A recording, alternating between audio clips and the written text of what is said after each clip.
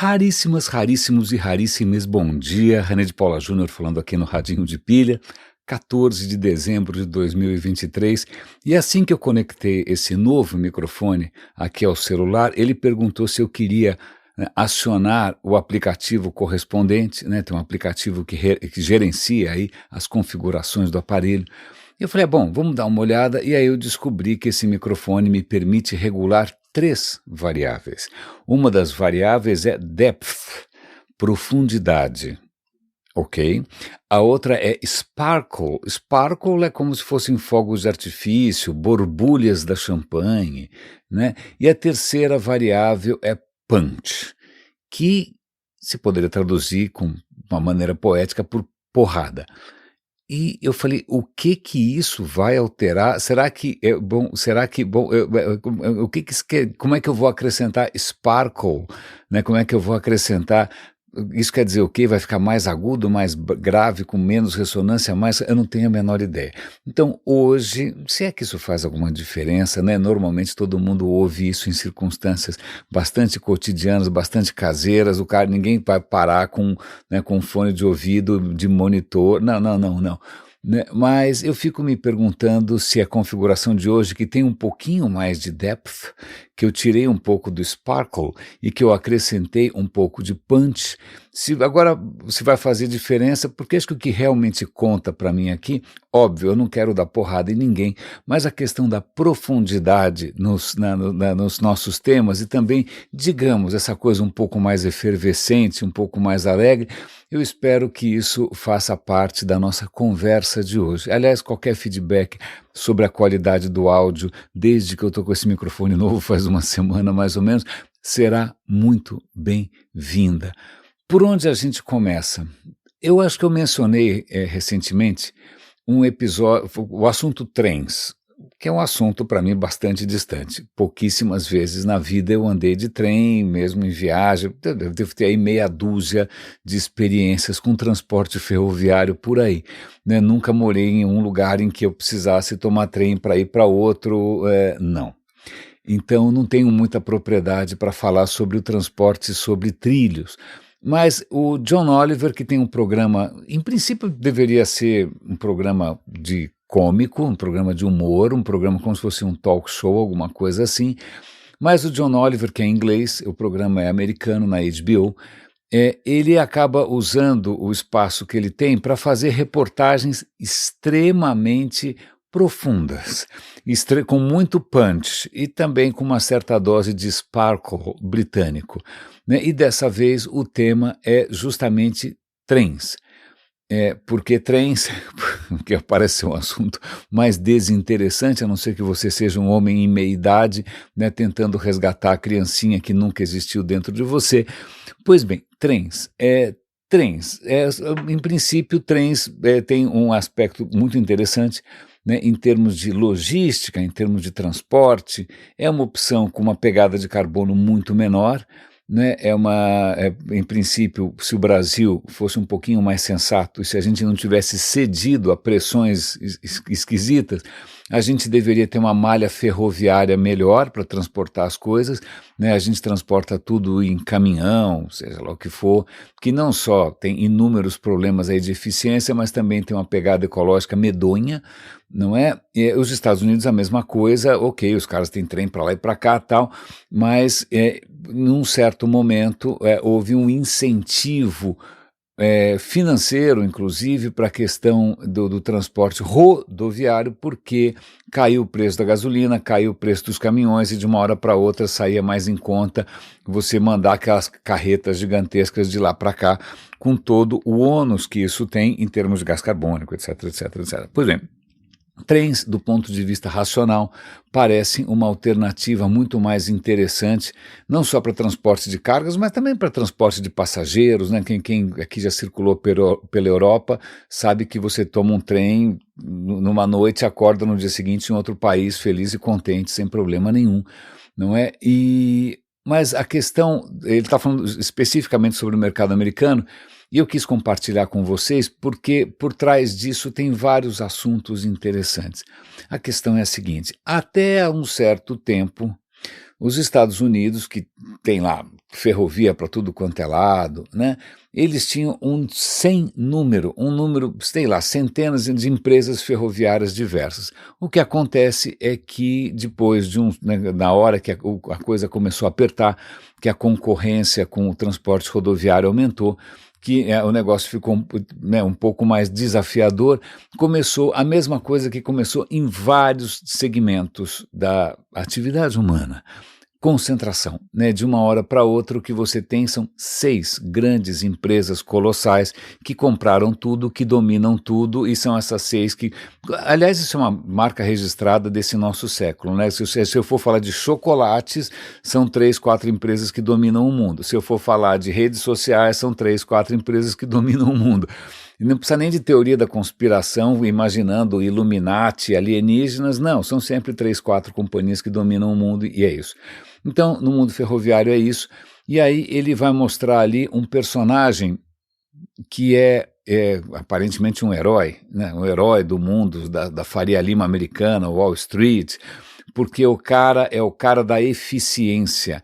Ele inventou, aliás, como é que chama o nome? Ele inventou uma sigla. Putz, agora eu esqueci a sigla. Como é que é o nome da sigla? É uma sigla bacana para dizer assim, eficiência máxima no transporte. Eu já esqueci a sigla, mil perdões, é que eu assisti isso anteontem.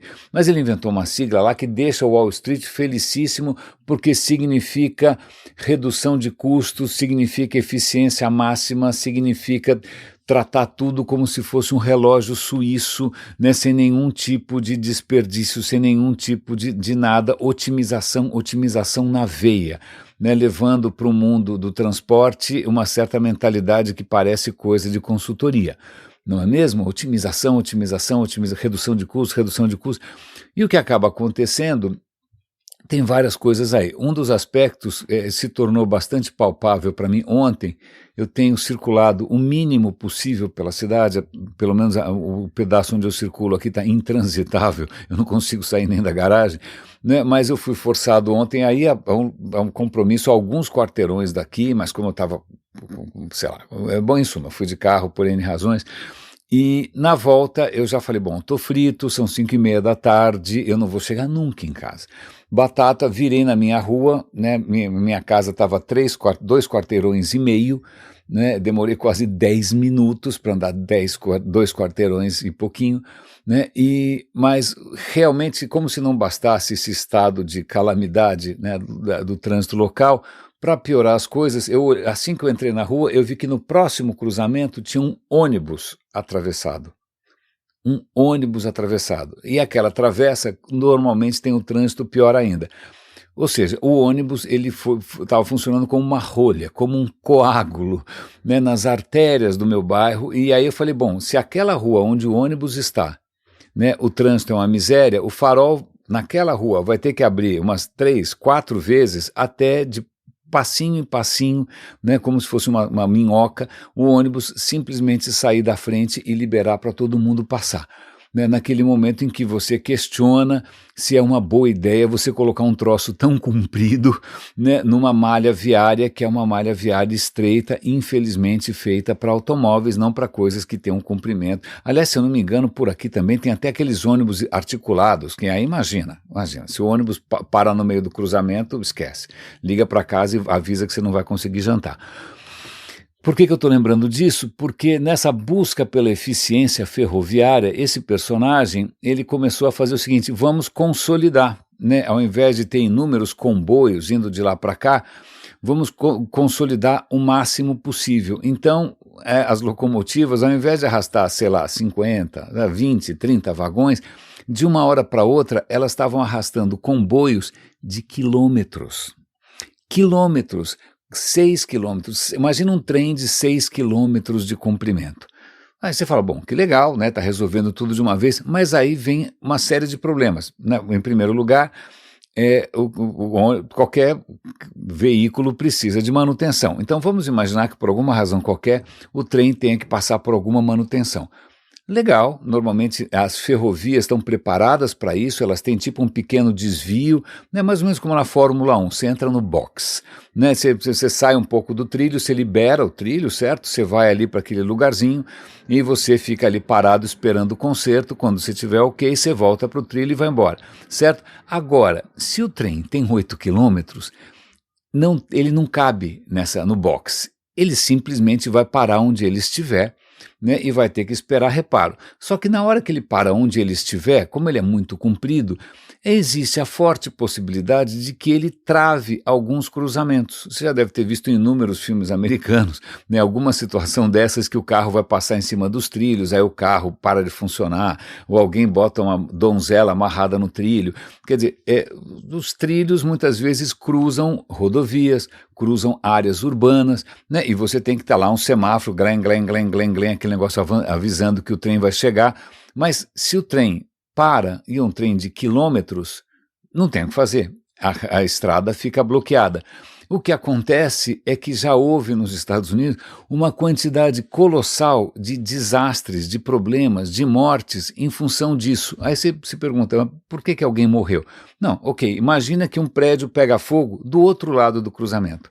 Como é que os bombeiros chegam se tem um trem no meio? E não é uma expressão mineira, é um trem de verdade, né? Se de repente alguém eles entrevistam lá alguém que praticamente perdeu o pai por causa disso, a pessoa está tendo um piripaque, está tendo um infarte e precisa de uma ambulância, só que a ambulância e o hospital estão do outro lado desse trem parado. Agora, imagine que as crianças precisam ir para a escola e elas têm que atravessar o trilho do trem, e aí o que acontece, elas têm que passar por baixo, por cima, e uma bela hora, né, o trem acaba se mexendo e matando um monte de criança.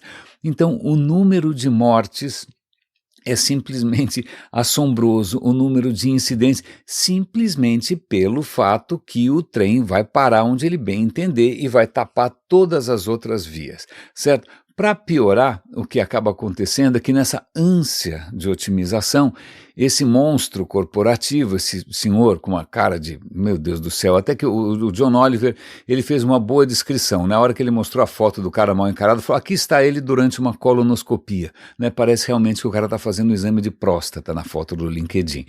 Pois bem, esse cara, obviamente, está interessado em redução de pessoas. Então, de repente, você tem um trem colossal, que já estava arriscando pra caramba a sua própria sorte, sendo gerenciado por 3 pessoas, tipo um maquinista, um mecânico e um engenheiro, alguma coisa assim. De uma hora para outra, o cara fala, não, é muita gente, eu quero cortar aqui minhas despesas, né? Então o trem vai ter uma pessoa só.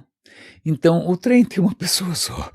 Então, quando acontece alguma coisa, aliás, isso me fez lembrar, eu tenho um especial deleite em conversar com taxistas, porque taxistas têm as histórias mais variadas possíveis. Ninguém foi na faculdade de taxista, não existe diploma de taxista, né? Normalmente o cara pode ter sido qualquer coisa, pode ter sido advogado, engenheiro, seja lá o que for, agricultor, pedreiro, tanto faz, uma bela hora o cara vira taxista e pelo menos na minha infância, na minha adolescência, um taxista conseguia sustentar a família, o que não acontece mais.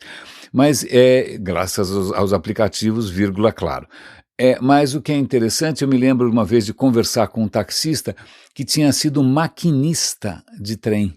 E aí ele contou, a conversa foi ótima, contou inúmeras histórias, ele contou de figuras que são ainda meio românticas e tomaram um vigoroso chute na bunda, desculpa, tomaram um fora da namorada e de repente acham que a melhor coisa a fazer é se jogar na frente do trem, aí o cara efetivamente se joga na frente do trem, muitas vezes não morre, e pega para capar, é uma correria, ou então alguém que sobe lá em cima para surfar o trem e aí morre eletrocutado. As histórias são tétricas e muito interessantes. Mas ele lembrou de uma vez, acho que o trem teve algum problema desses e teve que parar, né, um trem desses que tá levando trabalhadores para o emprego, então o trem teve que parar e ele percebeu que o negócio ia ficar tenso, ele simplesmente saiu correndo, porque era risco de vida. Se ele ficasse ali sozinho para conter a turba, ele ia morrer, né? Então, desculpa, foi uma pequena digressão, mas eu achei interessante, porque mesmo em assuntos e temas que parecem muito pouco, sei lá, sexy, né, muito pouco, aliás, quase invisíveis, né, estão aí os impactos dessa onda de otimização, né, de seja lá do que for, de agradar os investidores em Wall Street. Tem um outro risco que é bastante curioso, e infelizmente isso me faz lembrar do 11 de setembro, que é o seguinte: muitos trens estão carregando hoje substâncias perigosas. E lá vem de novo, né, a extrema-direita, mas lá vem, acho que se eu não me engano na era Reagan, né, uma era de republicanos, direitistas, libertários, anarcocapitalistas, seja o que for, né, o que acontece é que o lobby dos trens falou, olha, é o seguinte, não está dando, a gente vai acabar falindo, a concorrência com os caminhões é muito difícil, tá legal, a gente vai desregular o mercado ferroviário, o que significa que o governo simplesmente falou, olha, agora façam o que vocês bem entenderem, e a regulamentação, o controle do que estava sendo transportado, as condições de segurança simplesmente foi a zero, né? O departamento americano que deveria cuidar da segurança ferroviária, eles assumem que eles só têm pessoal e recursos para dar uma olhadinha assim em 1%, ou seja, 99% seja o que Deus quiser. E aparentemente a divindade tem às vezes caprichos porque você vê desastres colossais. Eles estavam mostrando ali uma paisagem bucólica perto do rio Hudson, lindo, né? Do lado de um rio muito bonito, com um povoado muito bacana, tem um trilho e aí vem um comboio, vem um comboio com um trenzinho, só que o trenzinho tem 150 vagões e está transportando gás liquefeito de petróleo ou algum outro tipo de combustível potencialmente explosivo. Né, acontece que cada vagão daqueles, cada carro daqueles, leva dezenas de milhares de galões, não é? Então, imagina o que acontece se esse trem, por acaso, descarrilha, explode perto de um povoado. E você não precisa imaginar muito, porque isso já aconteceu no Canadá, né? Ele até mostra a cidade antes e depois de uma explosão dessas. O depois é fácil, não tem cidade. A cidade foi simplesmente vaporizada. Porque bastam 20 carros desse para você ter a mesma potência da bomba de Hiroshima. Vale lembrar que a gente mede a potência de uma bomba atômica, normalmente a gente mede como quantas 1.000 toneladas de TNT, né? Quilotons que a gente chama. Então, a bomba de Hiroshima foi mais ou menos 10 quilotons, ou seja, o equivalente a 10.000 toneladas de dinamite. Agora, se você tem um trem com 150 carros, cada carro com 20.000 galões de explosivo, então são várias bombas de Hiroshima circulando ali e já aconteceram desastres, por sorte em lugares não muito densamente povoados, mas ali se alguma coisa dessas acontecesse do lado do rio Hudson, ia ser bem pior, inclusive porque muitas vezes, e isso para mim é particularmente assustador, porque minha mulher trabalha com meio ambiente, com a questão ambiental, mas ele mostrou várias reportagens ali, onde de repente um trem descarrilhou, e de repente o conteúdo do trem começa a vazar na direção de um rio, e aí o repórter fala, olha, está vazando uma substância vermelha que a polícia ainda não sabe o que é, né? Está vazando para um rio. Isso é particularmente assustador, porque obviamente se você está contaminando o rio, segundo, você não sabe exatamente o que é, e na verdade ninguém sabe o que é, porque não existe controle sobre o que é transportado de onde para onde, e nesse ponto eu acho que aqui no Brasil a gente é muito mais cuidadoso. Então veja, né, no 11 de setembro, acho que uma das coisas mais perturbadoras, até então, até o 11 de setembro, eu pelo menos, tinha uma visão de progresso, né, uma visão de que o mundo estava melhorando, que a internet ia trazer o bem da humanidade, né, os transportes, a globalização, até que eu descobri que tinha gente olhando para um prédio como o World Trade Center e não vendo naquilo, né, um monumento ao comércio, né, entre os povos, mas vendo aquilo como, sei lá, algum instrumento de opressão, e o cara perguntando como é que eu derrubo isso, acho que eu vou vou precisar de um míssil. Puxa, eu não tenho um míssil. Puxa, está cheio de avião voando, cheio de combustível. Então tá fácil. Eu pego um avião, que é uma invenção sensacional do Santos Dumont, que a gente deveria estar usando apenas para a paz. Eu sequestro alguns aviões e eu consigo matar 3.000 pessoas de uma vez só. Né? Então, veja, se lá atrás, em 2000 e bolinha, nem lembro mais, 2000 ou 2001, nunca lembro, alguém teve essa ideia de simplesmente, digamos assim, ressignificar um transporte coletivo, né, eu fico me perguntando quanto falta para alguém ressignificar um comboio de 8 quilômetros levando substâncias tóxicas ou explosivas, ou seja lá o que for, e a situação só está desse jeito porque deram carta branca para algum maluco da Wall Street, né, achar que de repente o que vale mesmo é a planilha. É interessante porque eles até mostra que esse cara foi chamado para falar no Congresso e ele fez uma coisa rara.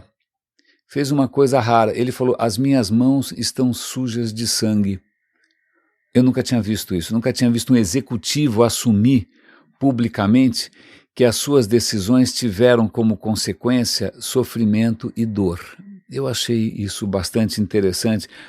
Isso, obviamente, no LinkedIn ainda falta acontecer. Mas o que mais que eu tenho para comentar com vocês? Vamos deixar um pouco de lado essa questão dos trens e vamos pensar, lembrar... Não, ok, trens. Trens que significa o quê? Integração, significa transporte, significa expansão de fronteiras. E se a gente parar para pensar, né, grandes impérios levaram em consideração suas rotas, suas vias, certo? Para estar presente em tudo quanto é canto. Os romanos criaram uma rede absolutamente espetacular de estradas que muitas delas funcionam até hoje. Fizeram aquedutos que ainda funcionam, né? Coisas que ainda estão de pé, né? E expandiram o império para tudo quanto é lado e tal. Isso é um bom gancho para me fazer lembrar com muito carinho. Eu acabei de ouvir o último episódio de uma série limitada de podcasts da Mary Beard. Mary Beard é uma historiadora inglesa e ela fez uma série chamada Sendo Romano, Being Roman, em que ela escolheu, né, perspectivas bastante pessoais, bastante humanas, para tentar dar uma noção de como era esse império colossal que a gente estudou na escola, normalmente só lembrando do Júlio César, do Brutus e sei lá do que, do Augusto, né? E assim vai. Mas ela foi atrás de pessoas anônimas, de pessoas que algumas nem tanto, mas eu acho que vale a pena começar talvez vamos começar pelo Galeno.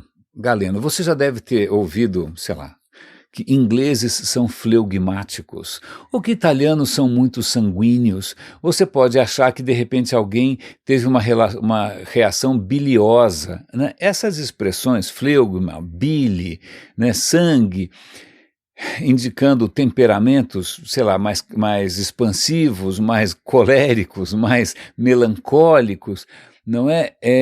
O que é muito interessante porque isso tudo vem de uma visão da medicina, da pré-medicina, vamos chamar assim, do tempo dos gregos. Né? A noção dos humores vem de humores como líquidos, não humores piadas de mau gosto em algum stand-up comedy, né? Humores como líquidos, certo? Certo, líquidos dentro do seu corpo. Hipócrates, que é o pai da medicina, blá blá blá, né, ele já tinha essa tese que a sua saúde é regida por 4 humores diferentes. Você tem a fleugma, produzida pelo seu cérebro, que é frio, não é? Que faz com que você seja uma pessoa racional, mais ponderada. Você tem o sangue, que é produzido pelo coração. O cara não tinha entendido muito bem essa história, né? Que faz de você uma pessoa mais cordial, mais amorosa, mais querida. Você tem a bile negra, que é produzida, já não lembro mais por onde, e a bile amarela, que é produzida, uma delas dá raiva, a outra dá melancolia, sei lá. Então, se você quisesse ser um cara saudável, você tinha que manter esses humores em equilíbrio. Se algum desses humores estivesse preponderando, você tinha que fazer alguma coisa a respeito, que podia envolver inclusive sanguessugas, sangrias e coisas não muito, sei lá, acho que na verdade você melhorava só para o cara parar, né? Falei, ok, tô ótimo, pode parar porque não quero mais saber de sanguessuga nas minhas partes mais sensíveis. Pois bem, esse foi Hipócrates, mas o que é interessante é que a gente falou recentemente aqui daquele imperador que é um best-seller, né, um escritor de best-seller, que é o Marco Aurélio, que escreveu Meditações, que é a maior coleção de obviedades possíveis e imagináveis. Mas esse imperador estoico, né, que a gente viu aqui que ele tinha um lado bastante humano, ele se apaixonou pelo seu tutor, né, perfeitamente normal, perfeitamente natural. Né, ele, num certo momento, ele estava constipado e ninguém conseguia resolver a constipação e eles resolveram chamar uma celebridade que estava nascendo ali no mundo do tratamento médico, que era um cara chamado Galeno. Galeno aparentemente curou o imperador com um supositório. Ok, sem detalhes, né? Mas da onde saiu Galeno e seu supositório? Galeno nasceu, quando a gente fala de Roma, você está pensando na cidade de Roma, né? Mas ele não nasceu na cidade de Roma, ele nasceu em Pérgamo. Pérgamo fica hoje na Turquia. Caso você vá à Turquia, não deixe de visitar Pérgamo, é extremamente impressionante. Pérgamo é uma daquelas cidades que foram construídas não pelos romanos, pelo contrário, mas pelos gregos, né? Não necessariamente pelos gregos, inclusive, mas quando Alexandre, o Macedônio, eu me recuso a chamar Alexandre grande, porque o cara era um grande, sei lá o quê, eu não gosto de conquistadores, mas quando Alexandre o Macedônio resolveu, né, sair com um bando de homem destrambelhado e sair o que ele acha que era conquista, por aí, né, ele saiu criando um império, o Império Macedônio, né, a hora que ele foi conquistando, ele foi dando para alguns generais, você fica com essa parte aqui, você fica com aquela parte ali, né, e Pérgamo foi construída por justamente um dos descendentes desses generais malucos aí do Alexandre. Pérgamo, uma cidade extraordinária, é daí que vem a palavra pergaminho, inclusive, eu estou fazendo um monte de digressões aqui, estou brincando de chat GPT, né? Acontece que Pérgamo, o cara que criou Pérgamo era um cara muito vaidoso, ele queria competir com Alexandria, no Egito, né? A Alexandria tinha uma biblioteca extraordinária, ele também queria uma biblioteca extraordinária, aí o pessoal do Egito ficou com ciúme, resolveu proibir a exportação de papiros. Como é que o cara vai fazer uma biblioteca sem papiros? Acabou aí sua pretensão. O pessoal de Pérgamo descobriu que eles podiam escrever aí eu nunca sei direito do que é feito, se é do estômago do carneiro, eu não sei, é alguma coisa que envolve quadrúpedes, eu não sei se é o couro, acho que não é o couro não, eu acho que é a víscera, acho que é o estômago, eu não tenho certeza, né? Mas ok, então vamos fazer o seguinte, a gente vai usar animais, vai usar não sei que parte da anatomia, isso me aflige um pouco, e aí a gente inventou o pergaminho, o que é ótimo porque o pergaminho dura pra caramba. Então o pergaminho veio de Pérgamo justamente por essa rivalidade, mas pois bem, Pérgamo, biblioteca, um centro de estudos, né, helênicos da Grécia, nasce Galeno, nasce ali, nasce em Pérgamo, o cara começa a ser treinado como arquiteto, mas por alguma razão que eu já esqueci, ele se interessa pela coisa médica, pela coisa da saúde, ele começa a estudar feito um louco, ele vai para Alexandria, que era um grande centro de estudos que reunia, né, saberes de tudo quanto é canto ali, ele acaba ficando entre Alexandria e Pérgamo, eventualmente Roma, e ele acaba virando uma sumidade na medicina daquela época. Ele escreve mais de 350 livros, muitos deles sobreviveram, milhões de palavras, porque o cara escrevia sem parar, porque o cara era vaidoso, porque o cara achava que todo mundo era burro, mas a influência da medicina de Galeno durou, cara, mais de 1000 anos.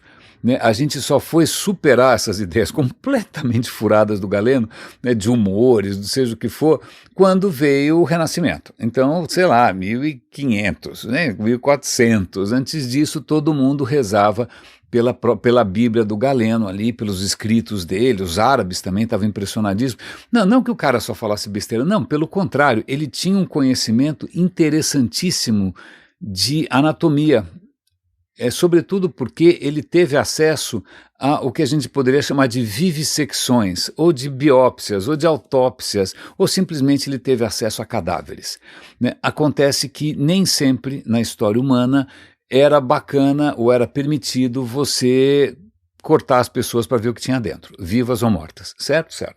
Em alguns momentos era pecado, em outros momentos era bem visto, mas por sorte, por uma questão de lugar e tempo, ele conseguiu fazer vários experimentos e teve várias experiências, muito contato com a anatomia humana, né? Ele ficou fascinado por isso, começou a sistematicamente fazer, inclusive demonstrações públicas, né, dissecando animais, mostrando, né, o que um animal é diferente da gente, os órgãos, etc. e tal. Ele aproveitou essa pequena brecha, né, para fazer brechas aí na cutis de criaturas diversas e mostrar como a gente funciona por dentro. Além disso, ele acabou se tornando um médico preferencial de gladiadores em Pérgamo. Você tinha gladiadores no Império Romano todo, né, e aí gladiadores se machucam muito. Você pode imaginar que o cara vai lá, né, se estapear, se esfaquear com outro mal e vai voltar cheio de coisas sangrando, abertas, escancaradas, vísceras para fora, tal. Então, ok, ele acabou também se especializando nesse tipo de medicina, um pouco mais de pronto-socorro, por assim dizer. E o cara era bom. Ele tinha inúmeros instrumentos, inúmeros medicamentos, inúmeras técnicas, inúmeras ervas. O cara não era pouca coisa. E vale lembrar que gladiadores, eles eram mais ou menos como carros de corrida, né? Eles eram muito valiosos, eles eram celebridades, eles eram um grande investimento, eles eram especialmente sexy para mulheres ricas que davam algum jeito, né, de se esconder ali para ter algum momento de contato com essa plebe vigorosa, suada e cheia de cicatrizes. Aliás, o suor dos gladiadores parece que era um poderoso afrodisíaco vendido para as damas de boa estirpe. Pois bem, então o Galeno teve uma experiência concreta de campo, né, com medicina de trauma, medicina praticamente de guerra, né? Ele estudou muito, ele absorveu todo o conhecimento em todas as bibliotecas possíveis e imagináveis e deixou um legado gigante. E um dos momentos que a Mary Beard conta isso tudo, mas ela conta que Roma tinha, num certo lugar ali perto do fórum, tinha um edifício onde eram guardadas as especiarias, aquelas coisas que vinham do império todo, eram preciosíssimas, óleos, especiarias, ervas, eram trancadas como se fosse um depósito, né? E o Galeno, que já era um cara, imagina, o cara mandou colocar um supositório no imperador, não é pouca coisa, eu já tinha, bom, deixa para lá. Mas ele também tinha um quartinho ali onde ele guardava seus instrumentos, as suas anotações, os seus medicamentos. Pegou fogo no negócio. Bom, pegou fogo e foi talvez o incêndio mais perfumado da história humana, mas entre várias coisas olorosas, perfumadas e cheirosas que viraram fumaça, não é? Estavam também anos de estudo do Galeno, e ele acabou escrevendo uma obra sobre como lidar com a perda, como lidar com a grief, dizendo que, olha, ok, eu perdi um monte de coisas, mas tudo bem, a gente faz tudo de novo, a gente não pode se deixar abater. Uau, eu achei, tem muita coisa aí, e não é só a história do Galeno, isso mostra, veja só, Galeno vem da periferia do Império, Galeno vem de lugares onde você tem confluências de culturas e de saberes e de medicinas diferentes, de visões diferentes. Ele vai para uma outra cidade onde esse tipo de diversidade de acesso é ainda maior, até o dia que ele vai para Roma, até o dia que ele viaja para caramba, e isso acaba se servindo como base para mais de 1000 anos de civilização, mesmo depois do final de Roma. Eu acho isso muito interessante porque dá outra perspectiva para o império. A gente sempre pensa o império como se fosse, sei lá, imperialismo disso e daquilo, mas a gente esquece que muitas vezes o império possibilita esse tipo de contato, esse tipo de abertura de horizontes, esse tipo de cruzamentos, esse tipo de contágios, esse tipo de inovações. E aí, meio nessa linha, a Mary Beard vai explorar uma outra história que é de, como é que chama a moça? Eu acho que agora eu esqueci de novo, já esqueci, é bom em suma. Ela vai para as fronteiras do Império Romano, o Império Romano vai se expandindo para o norte, vocês sabem disso, acabam conquistando ali a Inglaterra, aí eles vão indo para frente, aí eles encontram o Mel Gibson, não, tô brincando, aí eles quando chegam ali perto do que hoje é a Escócia, os caras falam, quer saber, deu, daqui para frente, vocês que se danem, quer andar de saia, quer andar sem cueca, quer andar pintado de azul, vocês fazem o que vocês bem entenderem, quer tomar uísque, tanto faz. Eu vou botar um muro aqui e o Adriano, o imperador Adriano, faz um muro que existe até hoje, o Muro de Adriano, eu nunca visitei, gostaria de conhecer, que ali marca onde o Império Romano simplesmente parou. Daqui para frente, dane-se. Dali para eu não sei o que tem do outro lado, os calcedônios, tanto faz. Né? Mas tem essa muralha de Adriano, que é o limite norte do Império Romano, e tinha ali, obviamente, guarnições militares, tinha povoados militares. E hoje de manhã, por uma extrema coincidência, minha mulher me mandou um reel do Instagram, que é justamente do Museu Britânico, mostrando um pesquisador, um arqueólogo em Vindolanda. Vindolanda, e eu vou dar um link aqui para o ChatGPT explicando o que é o Vindolanda, é um vilarejo romano que ali, justamente na região ali da muralha, ele é anterior à muralha, a muralha depois é construída, etc., e Vindolanda tinha um monte de gente, né? Os romanos estavam se expandindo por ali. Vindolanda é muito famosa porque eles desenterraram, faz alguns anos, uma série de plaquinhas que tinham cartas de amor, que tinham convites de aniversário, tinham esposas com saudade dos maridos, maridos com saudade das esposas, sapatinhos de criança. Cara, eles esses tablets, essas plaquinhas de Vindolanda, são um imenso mergulho na vida cotidiana de pessoas ali daquela época do Império Romano. Mas a Mary Beard, ela não necessariamente preocupada ali com essas plaquinhas, ela vai mostrar para a gente uma lápide, uma placa funerária. Romanos adoravam fazer isso. E nesse caso é uma placa lamentando a morte da esposa. Né? Infelizmente, a escultura da esposa, o rosto foi destruído, mas o resto está lá, o que a esposa está fazendo as coisas que esposas faziam, costurando, sei lá o quê, e tem ali a descrição, né, da vida do casal, e é isso que é muito bacana, porque, veja, pelo que está escrito ali, a esposa, ela era nativa, ela era local ali da região. Ela era, ou seja, o que a gente chamaria hoje de inglesa. Não era, devia ser celta, né? Qualquer desses povos que estavam por ali. Né? E ela não só era local, como ele era da Síria. Ele vinha do outro extremo do império. Ele vinha da Síria. Então ele era um romano que vinha da Síria, que foi parar nesse extremo norte do Império Romano. Olha só o quanto o cara deve ter viajado para chegar lá. Ele chega lá e o que ele se depara com uma coisa que era muito comum, que é mercados de escravos. E ele compra essa escravizada. Por que ela foi comprada? Por fins sexuais, para cuidar da casa, para fazer companhia, não dá para saber. Mas, na verdade, ela acaba sendo libertada e eles acabam se casando e ela acaba morrendo e ele acaba fazendo ali uma declaração de amor. Mas o que é interessante nisso é que, veja, você está pensando ali em Império Romano, e aí é gozado, porque toda vez que você pega um fascistoide, alguém de extrema direita, algum eugenista, racista, nazista, o cara vai lembrar como se os romanos e os gregos fossem todos loiros de olhos azuis, né? Imagina, o Império Romano sempre foi multicultural, desde sempre. O Império Romano nasce com um bando de gente que não tinha para onde ir. Né, não tem nenhuma unidade genética nessa história toda.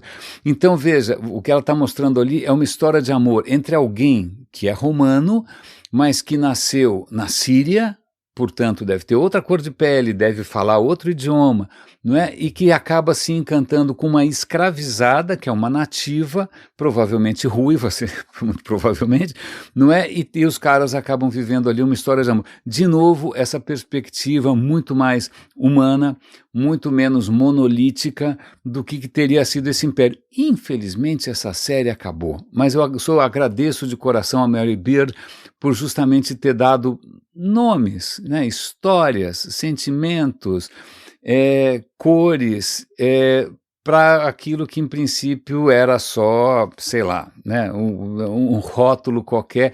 E falando em rótulo qualquer, vou mudar completamente de pato para ganso, porque veja que notícia interessante agora. grandes amigos, raríssimos, moram na Austrália. Certo? Certo. Na Austrália, você tinha os aborígenes, que é uma bela palavra que significa ab-origine, ou seja, desde a origem, né, o povo aborígene. Então você até imagina, você deve ter visto já, né, uma foto, um filme, sei lá o que, de um aborígene australiano. Pois bem, pesquisas genéticas mostram que os povos aborígenes australianos são muitos. A genética dos caras tem uma variedade incrível, é muito além da esperada. Eles não têm uma herança só, eles não são um povo só. Aliás, quando os ingleses chegaram lá, você tinha 200 culturas aborígenes diferentes, falando, obviamente, 200 línguas diferentes. Vale lembrar que a Austrália é ocupada pelos aborígenes há praticamente 50 mil anos. Se a gente fosse chamar isso de civilização, e eu gostaria de chamar, porque mesmo que os caras não tenham feito foguete, nem carro da Tesla, né, que precisa fazer recal porque mata as pessoas, né, eu considero uma civilização 50 mil pessoas, 50 mil anos lineares, ininterruptos. Os caras estavam vivendo muito bem, obrigado, estavam felicíssimos ali, até a gente chegar e fazer uma bagunça desgraçada. Mas isso é muito legal pelo seguinte, a hora que você reconhece a gigantesca diversidade, não só você aprende a respeitar mais, a enxergar mais, né, a riqueza dessa herança, mas você percebe que, vamos imaginar que o cara esteja doente, como é que você trata? A gente não entende nada da genética desses. Quando a gente fala de engenharia genética, grandes descobertas, o futuro da engenharia genética e tal, eu venho comentando isso com vocês. Um dos pecados originais de toda a engenharia genética é que ela sempre foi muito baseada em genomas de brancos europeus. Ponto. Né? Agora, a gente já mencionou aqui no Radinho inúmeras vezes vários projetos que estão tentando dar conta da diversidade humana. Né? Não é só branco europeu, né? Você tem inúmeras outras etnias, e mesmo quando você vê, sei lá, o aborígene australiano, não é o aborígene australiano, cara, é uma salada, tem genoma, e aí você tem que entender tudo isso justamente até para poder tratar, para poder cuidar, para poder aprender sobre essa gigantesca herança comum. E é muito engraçado, acho que até meio para encerrar esse episódio de hoje, eu acabei falando de poucos temas, acabei me estendendo um pouco sobre algumas coisas, espero que tenha valido a pena, mas é curioso porque eu acho que quando a gente pensa na expansão, né, desses povos, do colonialismo europeu, né, os caras colonizando lá, sei lá, África, Oceania, América Latina, a questão é se esses caras têm alma ou não. Não, esses caras não têm alma, vamos escravizar, não é? Vamos escravizar o negro, né? E aí vai ter gente falando, não, pelo amor de Deus, eles também têm alma. Então aí fica toda essa questão de alma, e eu tô lembrando dessa questão de alma, pelo seguinte, eu vi ontem no Twitter uma fala do Yuval Harari, de novo, extremamente inspiradora e tal, e aí eu fui assistir, eu até recomendei para vocês, aí eu fui assistir a entrevista inteira, e eu comecei a assistir, não assisti tudo não, vou assistir o resto, provavelmente amanhã vou ter mais história para contar, mas aparentemente ele está sendo entrevistado por um canal de televisão americano relativamente conservador, porque em 5 minutos, o nosso amigo entrevistador ali, que é um cara todo americanão ali, certinho, arrumadinho, ele vai perguntar, como é que ele pergunta?